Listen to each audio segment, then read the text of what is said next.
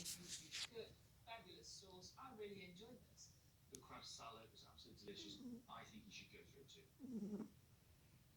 George's dish was the duck with a really lovely pineapple ketchup, but the duck skin wasn't cooked.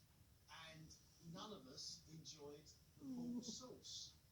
I thought the palmano was delicious, but it was just too sickly sweet for me. I like the cookery of Cheryl's duck. I liked her potatoes. The pure on the plate was good, but the sauce let this dish down.